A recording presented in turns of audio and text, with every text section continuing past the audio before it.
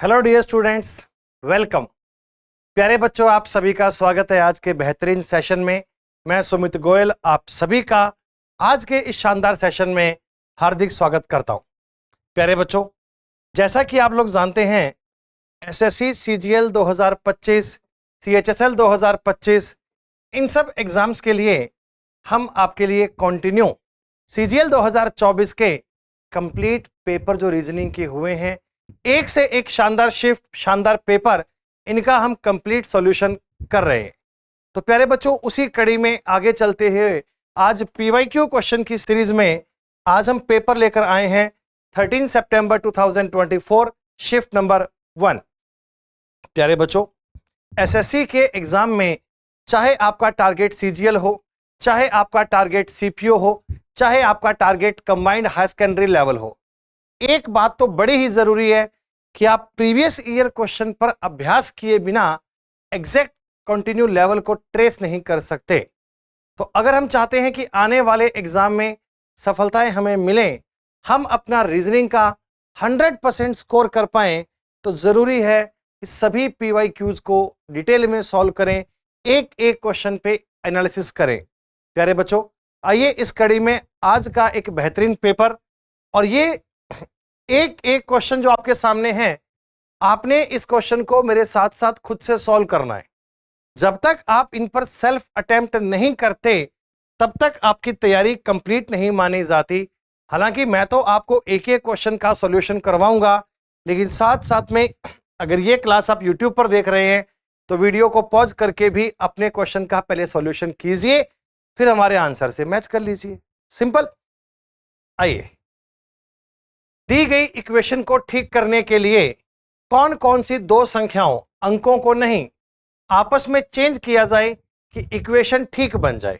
प्यारे बच्चों, देखिए इक्वेशन दी गई है, आपको पूछा गया कि मैं किन किन को चेंज करूं कि रिजल्ट मेरा ठीक बन जाए। अब जाहिर सी बात है, हमें ऑप्शन में से नंबर्स को चेंज करके देखना है। डायरेक्टली आप हिट एंड ट्रायल को यूज कर सकते हैं, बट कॉमन सेंस की बात यह है, मान लीजिए आपने ऑप्शन ए ट्राई किया, तो ए ऑप्शन कहता है कि 500 एंड 190 को इंटरचेंज कीजिए। जहां 500 है वहां 190, जहां 190 है वहां 500। अगर मैं चेंज करता, देखो ये बन जाता कि 480 divide by 0.03 into 500 into 5 plus 190, 190 500 आएगा, 500 प्लस 9 इंटू 27 डिवाइड बाई 1.6। अब देखिए थोड़ी सी चीज ना, इसमें डिवीजन आपके बड़े काम आता है। आप ये बात जानते हैं, इस 27 में 1.76 का पूरा पूरा भाग तो जाएगा ही नहीं। 1.6 की टेबल में कहीं भी 27 तो नहीं आता, तो इससे मेरे सामने नंबर का पूरा पूरा कट पाना पॉसिबल नहीं है। संख्याएं बचेंगी फ्रैक्शन में, जबकि मुझे तो रिजल्ट में 2 चाहिए। हालांकि आप एक स्टेप आगे सॉल्व कर भी दोगे, 0.3 से कटेगा 1600 गुणा 5, 8000 प्लस 190, 500 प्लस, अगर मैं इसको डिवाइड करूंगा तो ये बनेगा 9 इंटू 27 डिवाइड 1.6। तो इस नंबर से कहीं भी काट पीट कर 2 नहीं आ सकता, क्योंकि बच्चे इससे आपका जो पॉइंट है, ये नंबर पूरा पूरा कट ही नहीं पाएगा। और ये चीज आपको तुरंत अपने क्वेश्चन में तुरंत देख लेनी है। डिटेल में ऐसे लिखने की भी नीड नहीं थी। यार 27 में 1.6 का तो भाग जाता ही नहीं, तो कहीं ना कहीं इसको ही चेंज करना चाहिए। 1.6 को बदल के देखो, यानी कि ऑप्शन नंबर बी पे जाके देखो। अब क्या बनना चाहिए, 480 divide by 1.6 into 5 plus 500 divide by 190 plus 9 into 27 point divide by 0.3। Yes, अब आपको पता है, देखो 480 में 1.6 का भाग भी जाएगा पूरा पूरा, 27 में 0.3 का भाग भी जाएगा पूरा पूरा। तो अब इस नंबर में कहीं कोई शिकायत नहीं है, इससे मेरा उम्मीद है रिजल्ट बन जाएगा। आओ एक स्टेप और करते हैं। जब मैं 480 को 16 से डिवाइड करूंगा तो आएगा 30, एक पॉइंट और है 300 plus 500 divide by sir 190 plus 27 में आप 3 का भाग दोगे तो आएगा 9, लेकिन पॉइंट भी है तो 90, ये बनेगा 9 इंटू 90। दोस्तों तुरंत बात समझ में आ रही है। 1500 प्लस 500 2000 डिवाइड बाई 810 और 190 1000 डिवाइड करोगे आंसर बनेगा 2। मतलब कि इस क्वेश्चन को सॉल्व करने के लिए बोर्डमास का नियम तो काम करेगा। Bracket of division multiply add और सब्ट्रैक्ट ये तो नियम चलना ही है, लेकिन थोड़ा सा आप ये अप्रोच रखिए कि डिवीजन उन क्वेश्चन में आना चाहिए जहां पूरा पूरा भाग जा सकता है, तभी हम अपने इस सवाल को सॉल्व कर पाएंगे। बेहद आसान दोस्तों। आइए सेकंड नंबर क्वेश्चन चलते हैं, और ये तो आपके लिए एक फ्री के से नंबर होते हैं। देखिए इसका नाम है कॉमन कोडिंग, मतलब आपको दिए गए नाम में से कॉमन कोड ट्राई करना होता है। हालांकि हम इसको लिखकर भी सॉल्व कर सकते हैं, लेकिन मैं आपको बता रहा हूं कि बिना लिखे पेपर में आप इसको मेंटली सॉल्व कैसे करेंगे वो जानिए। Option elimination is the best method. आप ऑप्शन को एलिमिनेट कीजिए, आपको उत्तर मिल जाएगा। जैसे बच्चों आपको कोड किसका चाहिए? स्टैंड का। आपको स्टैंड का कोड चाहिए, तो मेरा फोकस केवल स्टैंड पे रहेगा। माउंटेन स्टैंड टॉल का कोड है 336644। तो प्यारे बच्चों 336644 में से उत्तर आएगा 11, तो आंसर नहीं है। ये बात कैसे पता सर आपको? ये बात मैंने ऐसे निकाली कि माउंटेन स्टैंड टॉल का कोड है 336644, तो इन्हीं में से उत्तर बनेगा। स्टैंड का कोड इन्हीं में से रहेगा, तो सर 11 तो पॉसिबल ही नहीं है। Rocky is tall, Rocky is tall में स्टैंड कहीं नहीं आया, स्टैंड नहीं आया सर, तो 44 55 11 इनमें से उत्तर तो हो ही नहीं सकता। 44 55 11 इनमें से तो उत्तर हो ही नहीं सकता, यानी 44 भी आउट हो गया। अगला पॉइंट है sir Rocky is mountain. Sir Rocky is mountain में भी स्टैंड नहीं आया, तो 33 55 11 उत्तर नहीं होंगे। आपका आंसर क्या बनेगा? बी। स्टैंड इसमें नहीं है, इसमें नहीं है, तो 44 55 11 33 55 11 में से उत्तर नहीं था, तो मेरे सवाल का उत्तर एक ही आना चाहिए, 66 करेक्ट आंसर। सर अगर वैसे लिखकर ट्राई करें तो लिखकर भी आप कर सकते हैं, लेकिन उसमें आपका थोड़ा टाइम जाएगा अगर आप पूरी बात को लिखने लगोगे। माउंटेन स्टैंड टॉल का कोड है 33 66 44। Rocky is tall, Rocky is tall का कोड है 44 55 11। Rocky is mountain, Rocky is mountain, इसका कोड है 33 55 और 11। अब प्यारे बच्चों अगर आपको स्टैंड का कोड चाहिए, आप कॉमन देखिए, फर्स्ट में और थर्ड में आपको कॉमन मिल रहा है माउंटेन, फर्स्ट में और थर्ड में कॉमन मिल रहा है 33। कोई आपसे पूछे भैया कि माउंटेन का कोड बताइए, आप कहना 33। सर सेकंड में और फर्स्ट में कॉमन मिल रहा है टॉल, और इधर आपको इनमें कॉमन मिल रहा है 44, तो टॉल का कोड भी आ गया 44, तो स्टैंड का कोड क्या बच गया? 66। हालांकि ऐसा लिखकर कीजिए, लेकिन सर इसमें बहुत टाइम लगेगा। बेहतर यह है कि ऑनलाइन पेपर है आपका, आप ऑनलाइन एग्जाम दे रहे हैं, सामने स्क्रीन पर ये क्वेश्चन है, तो स्क्रीन पर देखो और वहीं से सॉल्व कर दो। क्या करोगे? रॉकी इज टॉल का कोड है 44 55 11, ये तो उत्तर बनेंगे ही नहीं, 44 भी आउट हो गया, 11 भी आउट हो गया। रॉकी इज माउंटेन, ये भी उत्तर नहीं बनेंगे, तो 55 भी दौड़ से बाहर, 33 भी बाहर, तो उत्तर बच गया 66। ऑप्शन एलिमिनेशन करना इज द बेस्ट मेथड, इसके अलावा और कोई इसका शॉर्टकट नहीं है दोस्तों। बात समझ में आई? आइए, अगर पूरी रीजनिंग में कोई सबसे आसान टॉपिक की बात की जाए तो उसी का सवाल आपके सामने है। सवाल का नाम है दोस्तों डाइस। डाइस में आपको क्या बताया जाता है कि एक ही डाइस की दो फिगर दी जाती हैं, और हम आपसे पूछते हैं कि बताइए अगर इस डाइस पर A B C E F G, गौर कीजिए डी नहीं लिखा हुआ, A B C E F G, ऐसा थोड़ा सा कंफ्यूजन बनाने का प्रयास किया, तो बताइए ए के अपोजिट क्या आना चाहिए? What will be letter opposite to A? Sir आप इन दोनों फिगर को गौर से देखें, यकीनन आपको इनमें कुछ ना कुछ कॉमन नजर आएगा, और एक सरफेस कॉमन नजर आ रहा है ए यहां भी है, ए यहां भी है। जब एक सरफेस कॉमन आए तो सर कॉमन से स्टार्ट करना, क्लॉकवाइज रोटेट करना। जैसे कि यहां बनेगा ए बी सी, कॉमन से स्टार्ट करना है, क्लॉकवाइज रोटेट करना है। यहां भी आपको कॉमन से ही स्टार्ट करना है एंड क्लॉकवाइज रोटेट करना है, ए एफ जी। दोनों में ही आपको कॉमन से स्टार्ट करना है, क्लॉकवाइज घूम जाना है, A B C A F G. प्यारे दोस्तों, इस डाइस में सब कुछ आया ई के अलावा, A B C F G आ गया, ई नहीं आया तो वो ए के अपोजिट में आएगा। अगर आपसे सवाल पूछें कि बताइए बी के सामने क्या है, एफ, सी के सामने क्या है, जी, ए के सामने क्या है, ई, तो what will be opposite to A? The correct answer will be A. Concept ध्यान रखिएगा, पेपर में सवाल पक्का आते हैं। सवाल यह है कि आप इस डाइस में कॉमन से स्टार्ट करेंगे, क्लॉकवाइज रोटेट करेंगे और क्लॉकवाइज रोटेट करते ही अपनी जानकारी, अपनी बात को सॉल्व कर पाएंगे। इससे आसान तो क्या काम करना है सर?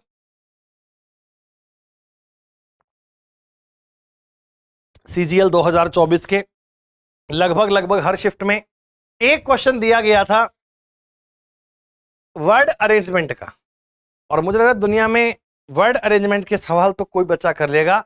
रीजनिंग आप वैसे नहीं पढ़े तो भी एबीसीडी तो आती होगी, अल्फाबेट का ऑर्डर तो आता ही होगा, कर दीजिए। आपको एक वर्ड दिया गया, हमें इस शब्द के मतलब से, इसके अर्थ से कोई फर्क नहीं पड़ता सर, पता है नहीं है। क्वेश्चन ये है कि इसके सभी अक्षरों को अंग्रेजी वर्णमाला के क्रम में लगा दीजिए। सर एबीसीडी की जो सीक्वेंस है अल्फाबेट की, वहां अरेंज कर दीजिए ना। तो सबसे छोटा अक्षर उसमें ए है, ए के बाद में सी है, सी के बाद में ई है, ई के बाद में जी है, आई है, एम है और आर है। अल्फाबेट की अगर मैं सीक्वेंस में लगाऊंगा, और ये कोडिंग डिकोडिंग में हेल्प करेगा आपकी कि इनको अल्फाबेटिकली ऑर्डर में लगाना, ये भी कोडिंग डिकोडिंग का एक टाइप होता है। आपने कहा सर कितने अक्षरों की स्थिति में कोई चेंज नहीं होगा, how many letter remain unchange?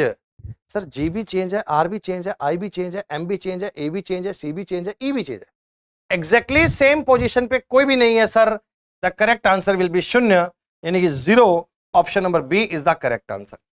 25 के 25 सवाल ठीक होने चाहिए तुम्हारे, एक भी क्वेश्चन में गलती की गुंजाइश नहीं है, 100% मामला एक्यूरेट। क्वेश्चन लेटर और नंबर सीरीज से मिक्स दिया गया, तुरंत बताइए आंसर क्या बनेगा। लेटर और नंबर सीरीज का ऑर्डर जानते ही हैं सर, अल्फाबेट की नंबरिंग दिमाग में छाप लो, एकदम बिल्कुल यूं ए दिखते ही दिमाग में 1 दिखे, सी का मतलब 3, ई का मतलब 5, जी का मतलब 7, दो ऐड कर रहा है। फर्स्ट वाले को देखोगे, 1 और 2 3, 3 और 2 5, 5 और 2 7, 7 और 2 9, यानी कि दोस्तों आप कहना सर आई से स्टार्ट करना है, 1 2 3 2 5 2 7 2 9। इसी प्रकार अगर मैं एच से देखूं तो 8 2 10 2 12 14 16। सर आई पी से स्टार्ट करेंगे, I P, sir I P तो एक ही ऑप्शन में, वैसे तो उत्तर आई को देखकर ही आ गया था, पर आपने पी भी मैच कर लिया, बड़ी अच्छी बात है। लेकिन सर नंबर की तो नीड भी नहीं है, अगर कर भी लोगे तो 21 और 18 में 3 माइनस, 18 15 में 3 माइनस, 15 12 में 3 माइनस और 12 में 3 माइनस करोगे 9। IP9 is the correct answer, IP9 is the right answer. यही आपके सवाल का उत्तर बनना चाहिए। प्यारे बच्चों, थोड़ी बहुत बेसिक जानकारी आप जानते हैं, बहुत एम्पल और प्रचुरता एबिडेंट दोनों एक प्रकार से सिनोनियम्स है, पर्यायवाची हैं। हमारे पास कोई चीज बहुत मात्रा में है, प्रचुर मात्रा में है, तो बात एक ही है, सफिशिएंट, पर्याप्त।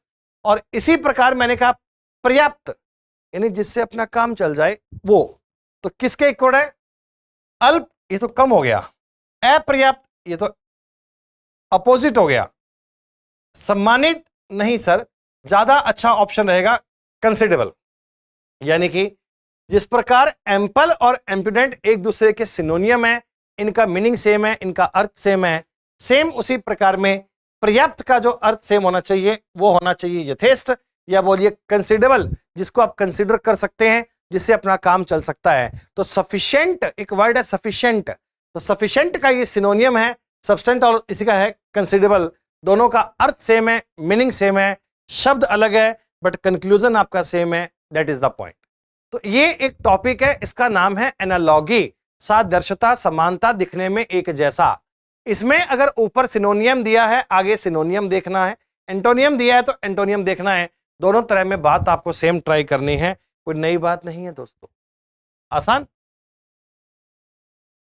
लो, नंबर सीरीज, प्यारे बच्चों, नंबर सीरीज के ऑर्डर को जरूर देखना चाहिए।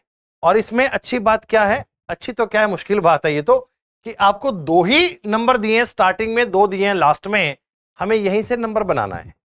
अब देखिए पहली बात तो ये है कि 30 के बाद में 20 है, कुछ कम कर रहा है। 60 के बाद में 140 है, कुछ ऐड कर रहा है। तो माइनस और प्लस पे बात तो क्या बनाए, क्या देखो 30 और 15 में ऐसा कह सकते हैं क्या कि इसका मैंने हाफ किया और प्लस 5 कर दिया।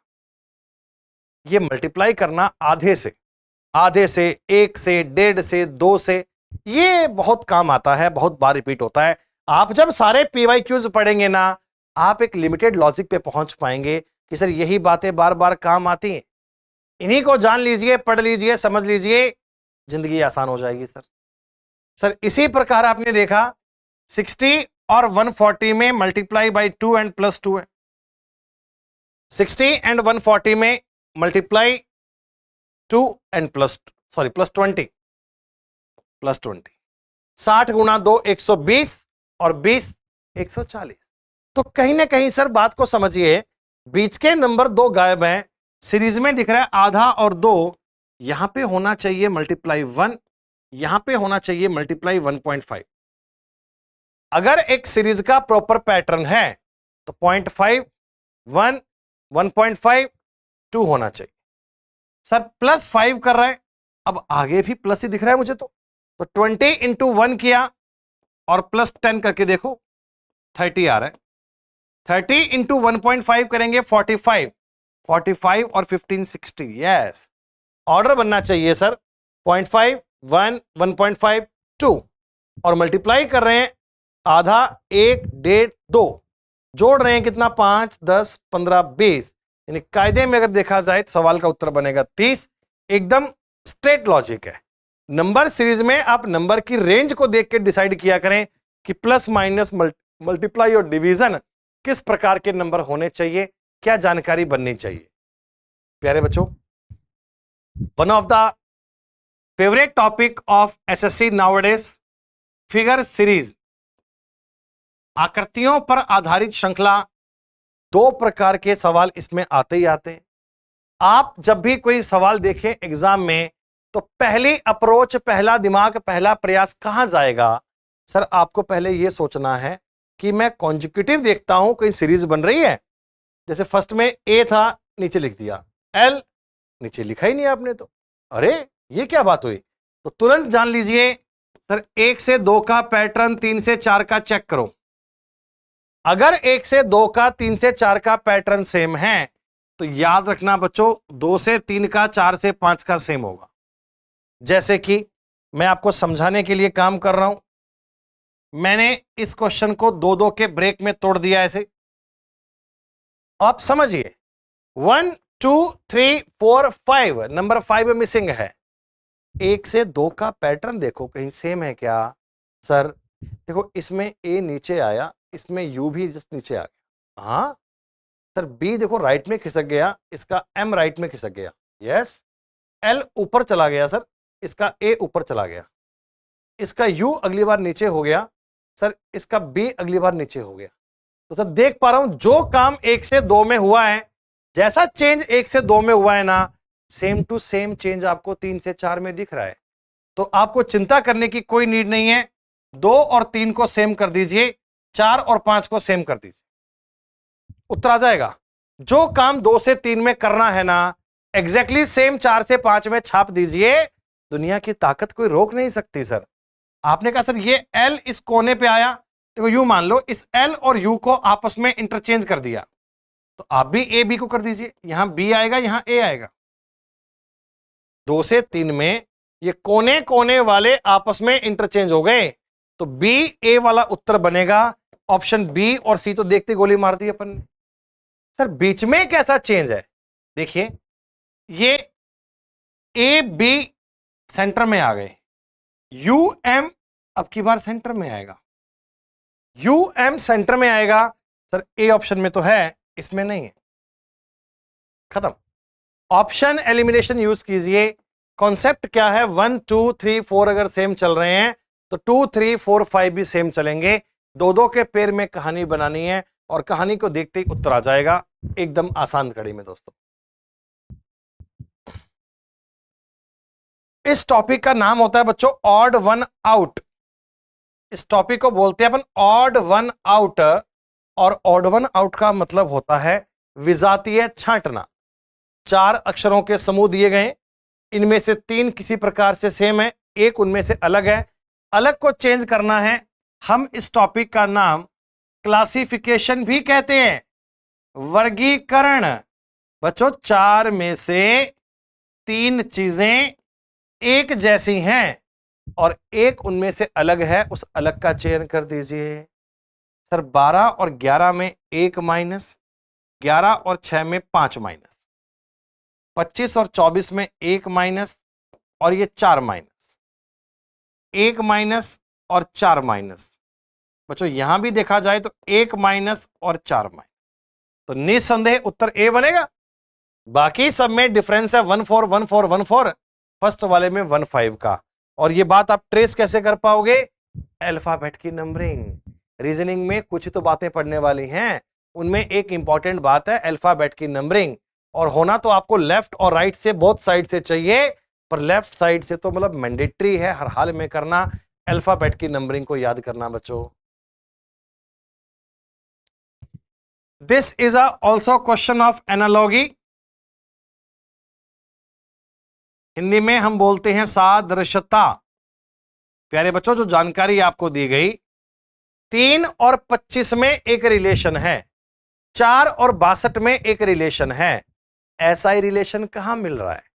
अब जैसे ही तुम 3 और 25 को देखते हो, 4 और 62 को देखते हो, तुरंत 100 की स्पीड में आपके दिमाग में बात आनी चाहिए कि सर कहीं क्यूब नंबर तो नहीं है।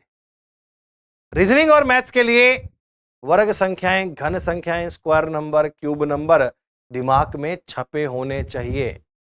सर 3 और 25 का मतलब है कि 3 के क्यूब में अगर 2 माइनस करूंगा तो आएगा 25। 4 और 62 का मतलब 4 के क्यूब में भी 2 माइनस करेंगे तो 62, 4 का क्यूब 64 माइनस 2।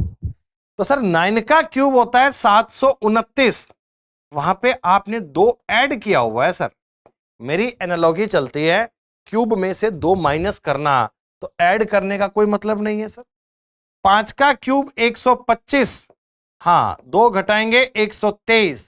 सर 100% मैं आपकी बात से सहमत हूं, बी इस क्वेश्चन का उत्तर आएगा।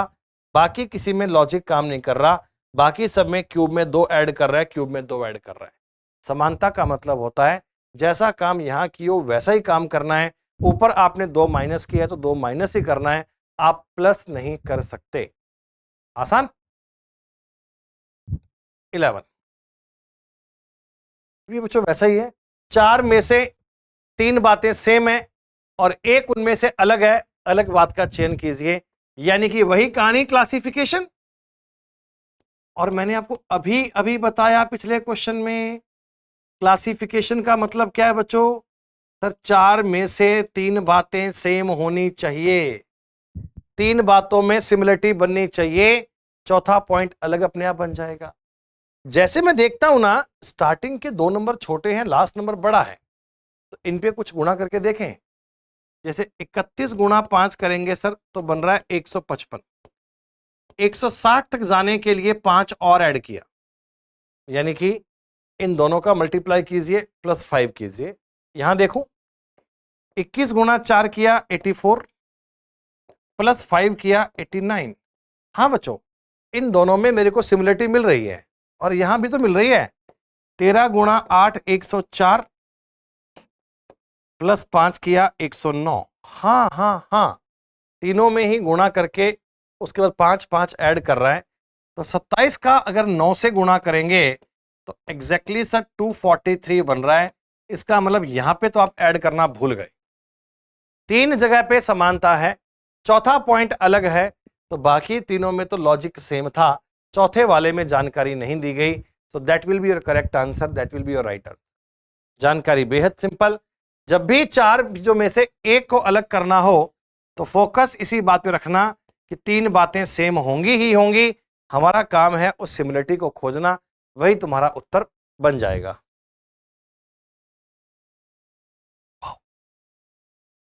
लेटर सीरीज बोलते हैं इसे, कॉन्टिन्यूस सीरीज भी बोलते हैं, एक प्रकार से सीरीज का एक क्वेश्चन है। कई जगह आपको मिलेगा रिपीटेड सीरीज, कोई इसे बोलेगा कॉन्टिन्यूस सीरीज, कोई इसे बोलेगा letter series. Pattern based question, बात एक ही है, कॉन्सेप्ट एक ही है। करना क्या है बच्चों, सबसे पहले आपको ये काउंट करने हैं और काउंट करके फैक्टर में डिवाइड करने हैं। काउंट कैसे सर? 1 2 3 4 5 6 7 8 9 10 11 12, टोटल ये 12 अक्षर हैं विद ब्लैंक इंक्लूड।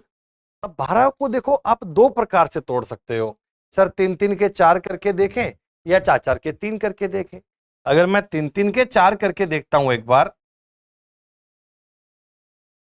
तो हां मुझे काफी हद तक सिमिलरिटी दिख रही है। कैसे सर? सेकंड वाला यहां भी एक्स है, यहां भी एक्स है और वहां भी एक्स है, हो सकता है। तो एक बार रख के देखो। फर्स्ट वाले में एफ, यानी F X T F X T F X T F X T, एक ही बात को बार बार लिख कर दिया और उसमें से कुछ स्पेस दिए थे, कुछ बाकी थे, मैंने आपस में मैच कर दिया, F X T F X T F X T F X T. तो सर आंसर क्या बनेगा? आंसर कुछ नहीं sir, F T X T F F T, F T X T F F T, यानी कि F T X T F F T. उत्तर कौन सा आ गया? पी। टोटल 12 अक्षर में से 5 तो लिखकर दिए थे, 7 ब्लैंक थे। तो आपको इस प्रकार इनको फैक्टर में डिवाइड करना है, फैक्टर में डिवाइड करके बात को चेक करना है। जानकारी बेहद सिंपल है, क्वेश्चन बहुत ही आसान है। ऐसे इजी इजी सवाल पेपर में आते हैं दोस्तों, गलती होने की गुंजाइश ही नहीं है। Coding decoding chapter, one of the most important topic of your complete reasoning. Husband sister का कोड दिया है और पूछा गया ब्रदर का।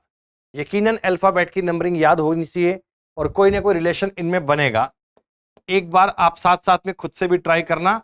और मैं ये कहानी लिख रहा हूं सर, हस्बैंड का हमने कोड किया है JVUDBPF, उसी तरह हमने सिस्टर का कोड किया है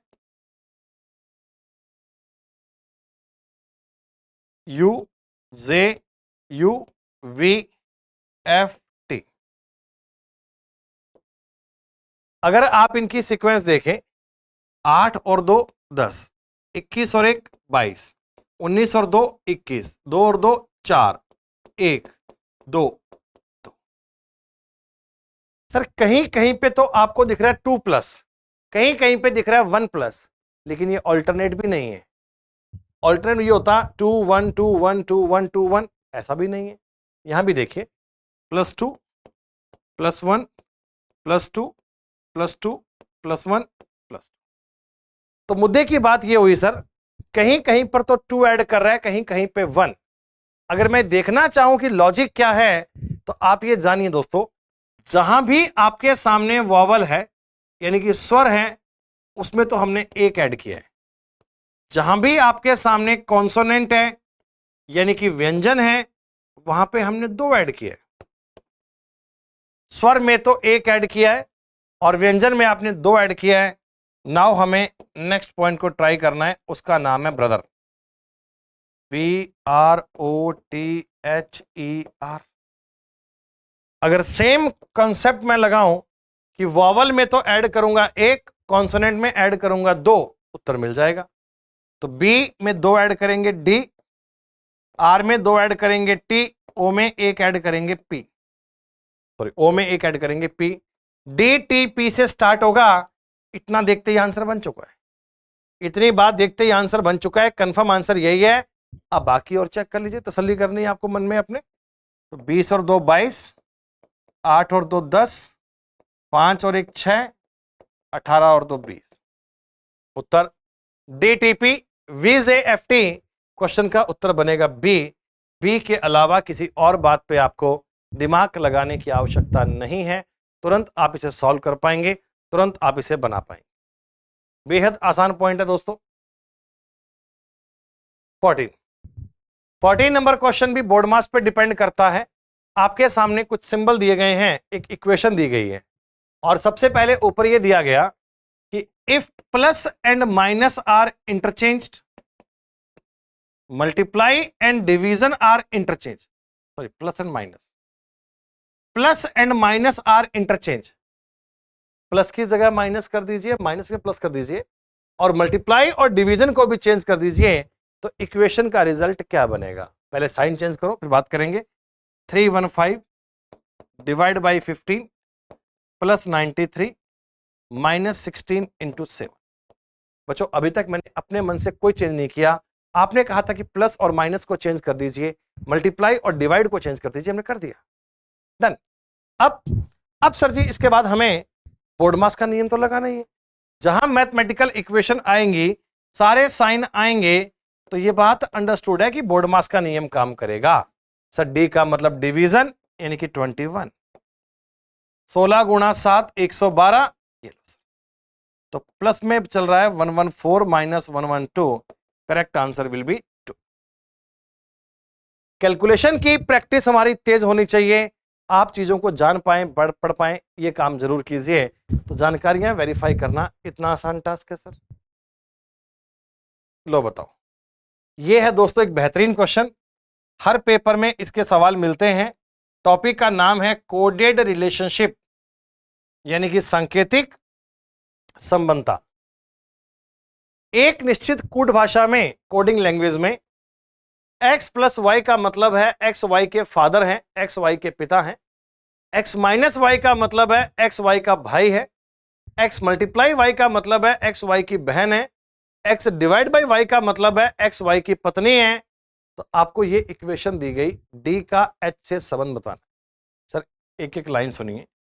g माइनस h, सुनिए, x माइनस वाई का मतलब था एक्स वाई का भाई। तो प्यारे बच्चों g जो आएगा वो h का भाई आएगा, और भाई के लिए हम सिंगल लाइन यूज करते हैं। स्क्वायर का मतलब मेल, सर्किल का मतलब female.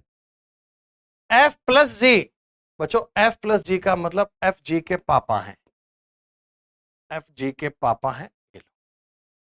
e divide by f का मतलब है e f की पत्नी है। सर e f की पत्नी है, पत्नी के लिए डबल लाइन सिंबल है। d गुणा e, गुणा का मतलब दोस्तों क्या दिया? पिता नहीं, गुणा का मतलब बहन, तो डी ए की बहन, मल्टीप्लाई का मतलब बहन। ये इस कहानी का डायग्राम बन गया। मैंने पूछा डी का संबंध एच से, बच्चों एच के पापा, पापा की पत्नी मम्मी, और मम्मी की बहन। जो डी है ना, डी, वो एच की मम्मी की बहन है, यानी कि मौसी है, मौसी। आप इसे आंट कह सकते हैं, लेकिन हमारे एग्जाम में डायरेक्टली आपको यूं ही लिख कर दिया, मदर से सिस्टर, माता की बहन, मम्मी की बहन, यानी कि मौसी। ये ना ऐसे डायरेक्टली आंट वर्ड आजकल नहीं दे रहे, सारे एग्जाम में ऑप्शन ऐसे दे रहे हैं। जैसे बुआ आंसर बन रहा है तो बोल देंगे पापा की बहन, दादा आंसर बन रहा है तो बोल देंगे पिता के पिता। तो डायरेक्ट रिलेशन नाम नहीं बोलते हैं, ये आपके लिए कंफर्टेबल है, इजी बोल देंगे कि मम्मी की बहन। हाँ सर, एच के पापा की पत्नी मम्मी, मम्मी की बहन है डी। एच का इस क्वेश्चन में जेंडर नहीं पता, तो एच का रिलेशन तो फाइंड नहीं कर सकते, पर डी उनकी मौसी है, ये तो ज्ञात कर सकते हैं। हर पेपर में एक क्वेश्चन इस टॉपिक से जरूर आता है, ध्यान रखिएगा। और आ जाओ, एक फ्री के नंबर बटोर लो बच्चों। फ्री के नंबर एम्बेडेड फिगर बोलते हैं, एम्बेडेड फिगर। बच्चों आपके सवाल में देखो यहां एक आकृति दी है, आकृति आप देख पा रहे होंगे, बड़े आसान तरीके में बना के दी है, और ये कहा गया सर ये exactly same to same figure, यही फिगर एग्जैक्टली कौन से ऑप्शन में दिख रही है। तो ज्यादा अगर मैं एफर्ट्स ना करूं तो भी मुझे साफ साफ ऐसे दिख रहा है सर कि ऑप्शन नंबर ए के अंदर आपने एग्जैक्टली सेम फिगर दी है जो मेरे को चाहिए थी। Same to same option number A में है, देखो बाकी के ऑप्शन में नहीं है सर। इसमें यहाँ पे लाइन देना भूल गए, यहाँ पे ये लाइन नहीं दी, यहाँ पे ये लाइन नहीं दी, तो बाकी के ऑप्शन में कोई ना कोई कमी तो होगी ही होगी। आपको तो कॉमन सेंस ट्राई करना है, उत्तर आ जाएगा 17। वाह, लेटर सीरीज की नंबरिंग जिनको याद है उनके लिए आसान का, और ये तो याद हो जाएंगी। आप डेली मेरे साथ प्रैक्टिस करते रहिएगा, जब लेटर सीरीज को टॉपिक वाइज पढ़ेंगे तब भी इस पर अभ्यास करेंगे पूरा। सर 11 और 2 13, 13 और 3 16, 16 और 4 20, 20 और 5 25, 25 और 6 31। बच्चों पहले लेटर की सीरीज देखो ना, 11 2 13 2 16, 4 20, 5 25 और 6 जोड़ेंगे 31। सर 31 पे क्या आएगा? 31 पे ई आएगा बच्चों। कैसे आएगा सर? आप अल्फाबेट की नंबरिंग में जेड पर मानते हैं 26, फिर जेड के बाद में 27 पे फिर से ए मानते हैं, तो जो 27 पे है वो 1 पे है, जो 28 पे है वो 2 पे है, जो 29 पे है वो 3 पे है, सी, जो 30 पे है वो 4 पे है, जो 31 पे है वो 5 पे। यानी 31 आए ना 31, इसमें से 26 माइनस करके आप बोल सकते हैं 5। 5 पे क्या होता है? ई। सवाल का उत्तर ई से स्टार्ट होगा। सेकंड वाले में 5 और 4 9, 9 और 4 13, 13 और 4 17, 17 और 4 21, 21 और 4 25, वाई। सेकंड वाला लेटर वाई बनेगा। ई वाई का मतलब ये भी उत्तर नहीं है, ये भी नहीं है, उत्तर बनेगा सी। पेपर में थर्ड ऑप्शन चेक किए बिना बात बन गई तो बहुत बढ़िया बात है, लेकिन आपने कहा नहीं नहीं सर पूरा पूरा करके बताओ सर, करो ना। 19 and 17 minus 2, 17 and 14 minus 3, 14 and 10 minus 4, minus 5 और minus 6 करोगे तो y बनेगा। तो A Y Y is the correct answer. बाकी पेपर में आप थर्ड चेक मत करना, ये एग्जाम केवल एक्यूरेसी का नहीं है दोस्तों, ये एग्जाम एक्यूरेसी के साथ साथ स्पीड का है। एसएससी में स्मार्ट वर्क बहुत जरूरी है। बच्चा कामयाब वही होगा जो स्मार्ट वर्क के साथ साथ हार्ड वर्क पे फोकस करेगा। केवल और केवल आप सवाल रटे जा रहे नहीं, कम टाइम में एक्यूरेसी के साथ कैसे करेंगे वो समझना। अगर वो बात दिमाग में आ गई तो आपको सफल होने से कोई रोक नहीं सकता। स्मार्ट वर्क करने पे फोकस करना, लेकिन चीजों को समझते हुए। एसएससी वालों ने 2024 के पेपर में कहा कि बच्चों चिंता मत करो, तुम्हें कोई सवाल टफ नहीं देंगे, तुम तो यूं पलक झपकना और आंसर बताना, ऐसा काम कर देंगे। 1 स्क्वायर दिया, 2 दिए, 3 दिए, 4 दिए, 5 आएंगे सर। इसी लाइन में 5 बनने चाहिए। अब इस पर तो मैं आपको क्या कानून सिखाऊं, मुझे खुद लग रहा है कि ये सवाल क्यों आया। ऐसे ऐसे क्वेश्चन आते रहेंगे तो आने वाले समय में रीजनिंग की आवश्यकता बचेगी नहीं। लो बताओ, एनालॉगी का सेट बच्चों 2018, 19, 20, 21 के टाइम पर ये एनालॉगी के क्वेश्चन इतने बढ़िया आते थे, इतने बढ़िया आते थे कि इनमें बहुत सोचना पड़ता था।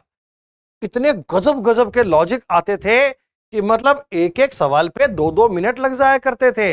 लेकिन आजकल ये कह रहे कोई बात नहीं, आम जिंदगी जियो। 7 और 7 14, 14 और 9 23, अरे 4 और 7 11, 11 और 9 20।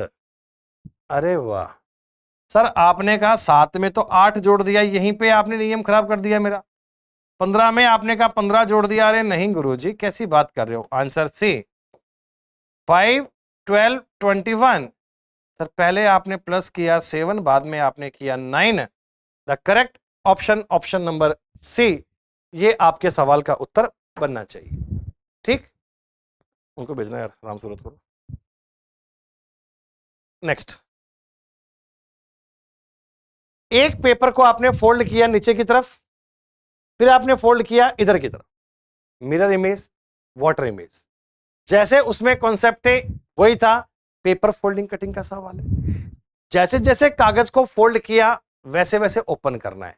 देखिए एक बात जान लीजिए, लास्ट जो ट्राइंगल है ना, लास्ट ट्राइंगल आपका ये वाला, इसमें 3 डॉट है, तो लास्ट ऐसे वाले ट्राइंगल के अंदर 3 डॉट तो है ही नहीं।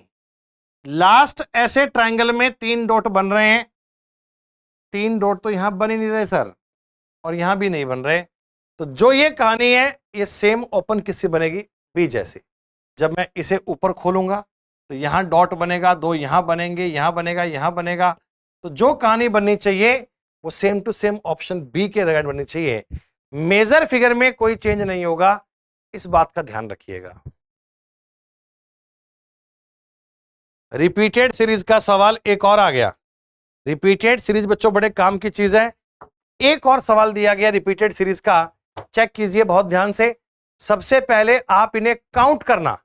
काउंट कैसे करेंगे बच्चों, 1 2 3 4 5 6 7 8 9 10 11 12, टोटल आपको मिले 12 12।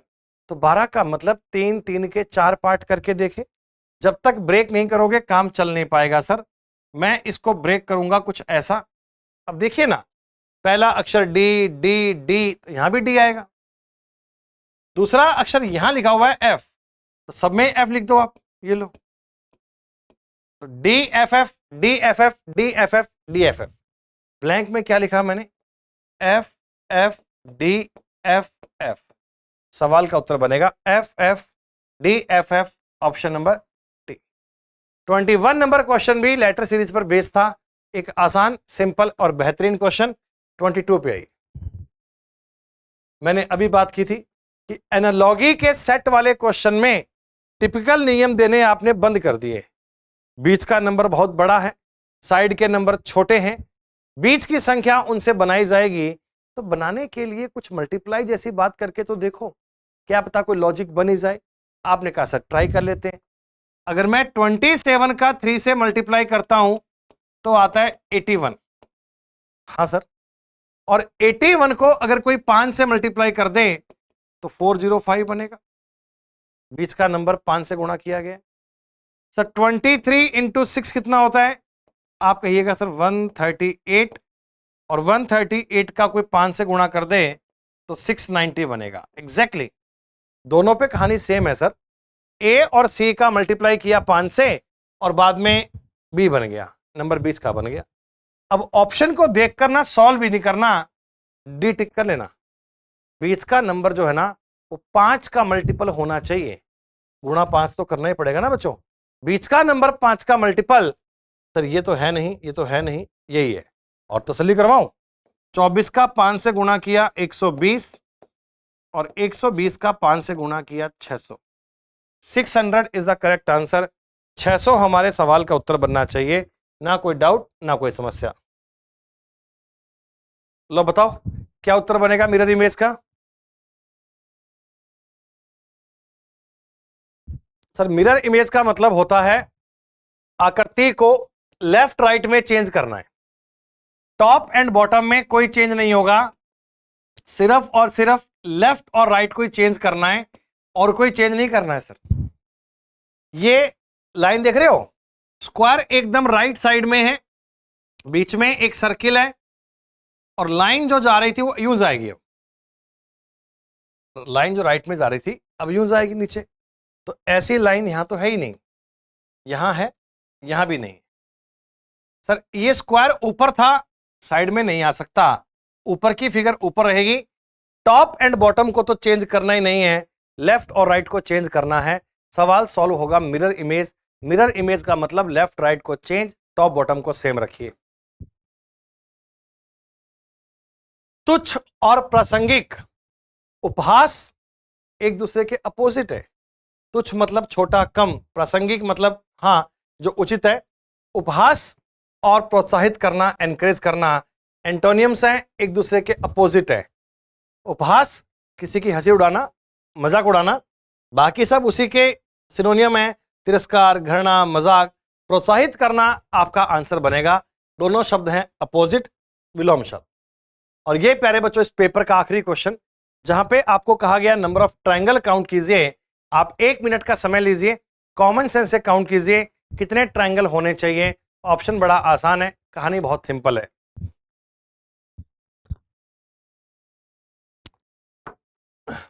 सुनिएगा, अगर मैं ट्रायंगल काउंट करूं 1 2 3, एक बगल में 4 5 6 और ये 7। लगे हाथ देखना कि किसी के मिलने से कोई ट्रायंगल नया तो नहीं बन रहा, कोई दो आकृतियां मिलकर नया ट्रायंगल बना रही हो। नहीं सर, ऐसा कुछ भी नहीं है। सारे ट्रायंगल स्ट्रेट हैं, 7 ट्रायंगल हैं। अलग अलग पार्ट को काउंट कीजिए और कोई इसके अलावा विशेष नियम नहीं था। तो प्यारे बच्चों, ये आपका 13 अप्रैल का फर्स्ट शिफ्ट का पूरा पेपर था।